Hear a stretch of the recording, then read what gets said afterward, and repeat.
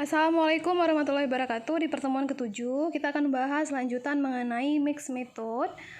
Ini ada mengenai latar belakang, tinjauan pustaka, dan rumusan masalah akan dibahas di slide berikut. Silahkan disimak. Kemudian kita masih membahas mengenai mixed method research, di mana mixed method research di sini memiliki karakteristik latar belakang penelitian kombinasi, yaitu memprioritaskan salah satu di antara pendekatan kuantitatif atau pendekatan kualitatif yang mencerminkan prioritas dari penelitian tersebut. Karakteristik yang kedua yaitu pada penelitian kombinasi tidak ada pembatasan masalah yang mendasar. Yang ketiga, ruang lingkup masalah yang dikaji dalam penelitian lebih luas karena menggabungkan antara pendekatan kuantitatif dengan kualitatif sehingga cenderung tidak ada batasan masalah selain keterbatasan waktu, dana, tenaga, dan teori-teori. Selanjutnya, karakteristik yang terakhir yaitu pada penelitian kombinasi, sumber persoalan penelitiannya berdasarkan fakta lapangan serta teori-teori penelitian sebelumnya. Kemudian, karakteristik pada penulisan rumusan masalah penelitian kombinasi. Dalam rumusan masalah pada penelitian kombinasi, yaitu dengan kuantitatif dapat memadu untuk memperoleh data kualitatif, dan data kualitatif digunakan untuk menguji, memperdalam, dan memperluas data kuantitatif. Jadi ada kaitan antara penelitian kualitatif dengan kuantitatif. Yang kedua, karakteristiknya yaitu jumlah rumusan masalah dalam penelitian kombinasi bisa jadi lebih banyak. Dan yang terakhir, rumusan masalah dalam metode campuran dengan mengingat metode campuran adalah gabungan pendekatan penelitian kualitatif dan kuantitatif, maka dalam merumuskan masalah mengikuti dan menyesuaikan pada ketentuan kedua penelitian tersebut. Tata cara penulisan pada bab 2 dalam penelitian kombinasi yaitu terdiri dari kajian teori, kerangka berpikir, dan hipotesis. Dalam melakukan kajian teori di sini memiliki fungsi dan peranan yang lebih luas, yaitu menjelaskan variabel-variabel yang diteliti melalui pemberian definisi dan ruang lingkup yang diteliti. Yang kedua, memprediksi, yaitu sebagai dasar dalam perumusan hipotesis. Yang ketiga, mengendalikan fenomena yang terjadi di lapangan atau situasi sosial. Dan yang keempat, memberikan penjelasan terhadap hasil penelitian sehingga dapat memandu penelitian untuk memberikan saran agar situasi dan kondisi lebih baik daripada sebelumnya.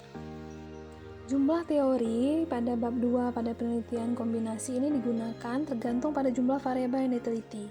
Kerangka berpikir yang baik menurut Sekaran dan Sugiono di tahun 2015 itu memuat hal-hal berikut.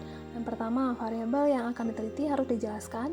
Yang kedua, diskusi dalam kerangka berpikir harus dapat menunjukkan dan menjelaskan adanya hubungan antar variabel yang diteliti dan ada teori yang mendasari. Yang ketiga, diskusi harus dapat menunjukkan dan menjelaskan apakah hubungan antar variabel itu positif atau negatif, apakah berbentuk simetris, kausal, atau interaktif. Selanjutnya, setelah menyusun kerangka berpikir, yaitu langsung menyusun hipotesis, di mana hipotesis ini digunakan jika menggunakan penelitian kuantitatif.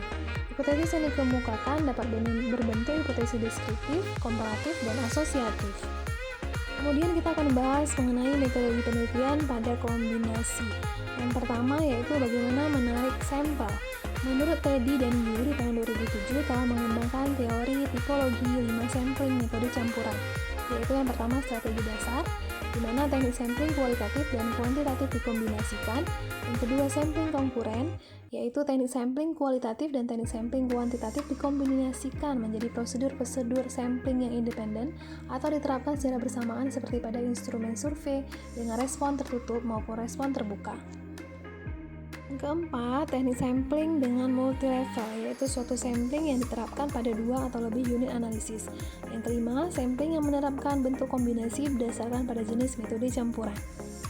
Sedangkan menurut Onwe, Buzi, dan Collins dalam Sarwono di tahun 2011 mengemukakan bahwa dalam menentukan teknik penarikan sampel harus mempertimbangkan beberapa hal. Yang pertama yaitu orientasi waktu, kapan penelitian dilakukan, bersamaan atau berurutan. Yang kedua, hubungan sampel yang bersifat identik, paralel, bercabang, dan bertingkat.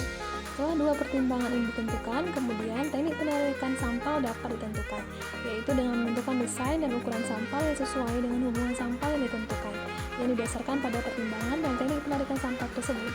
Muncullah model penarikan sampel seperti gambar berikut. Yang kedua, metode penelitian dalam penelitian kombinasi yaitu teknik analisis data. Pada tahapan analisis data dalam metode kombinasi sangatlah berhubungan dengan strategi yang dipilih.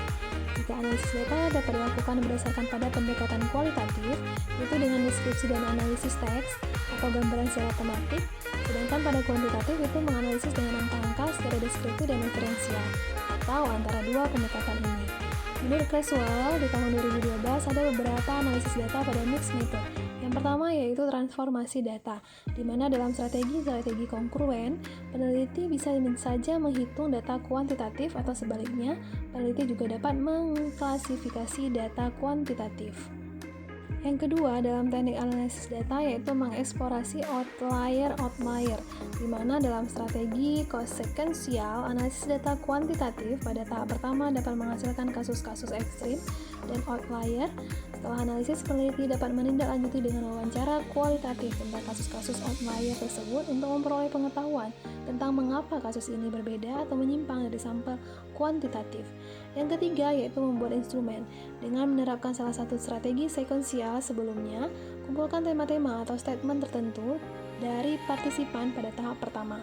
Selanjutnya, gunakan statement tersebut sebagai item-item spesifik dan temanya berbagai dari skala-skala untuk membuat instrumen survei kuantitatif. Pada tahap ketiga, cobalah memvalidasi instrumen tersebut dengan sampel yang representatif dari populasi. Yang keempat yaitu menguji level-level ganda, yaitu dengan menerapkan strategi embedded kongruen, lakukan survei, contoh pada kelompok-kelompok, untuk mengumpulkan hasil-hasil kuantitatif tentang sampel. Pada waktu bersamaan, lakukan wawancara kualitatif, seperti pada individu-individu, untuk mengeksplorasi suatu fenomena berdasarkan pandangan individu-individu dalam kelompok tersebut. Yang kelima yaitu membuat matriks atau tabel. Dengan menerapkan salah satu strategi kongruen yang sudah dijelaskan sebelumnya, kombinasikan informasi-informasi yang diperoleh dari pengumpulan data kuantitatif dan kualitatif ke dalam bentuk matriks atau tabel. Selanjutnya kita akan membahas mengenai bagaimana menulis dengan penelitian kombinasi. Yang pertama sekali yaitu penulisan hasil penelitian kombinasi akan berbeda untuk setiap desainnya. Yang kedua, jika urutan pertama merupakan penelitian kuantitatif, maka tahap awal hasil penelitian merupakan hasil dari data-data kuantitatif. Yang ketiga, hasil olah data, yaitu olah statistik, uji normalitas dan homogenitas, itu didasarkan pada hipotesis yang ditulis dalam bentuk tabel, kemudian disimpulkan apakah hipotesis yang ditolak atau diterima. Yang keempat, dilanjutkan dengan menunjukkan temuan penelitian berupa rumusan masalah serta hasil uji penelitian. Kemudian penulisan hasil penelitian tahap kedua yakni penelitian kualitatif, memuat hasil analisis dari instrumen hasil tes analisis yang lebih mendalam dari tes yang dilaksanakan. Jadi, pada penelitian kombinasi, hasil penelitiannya yang ditulis pertama berdasarkan dari jenis penelitian apa yang digunakan pada tahap pertama dan selanjutnya.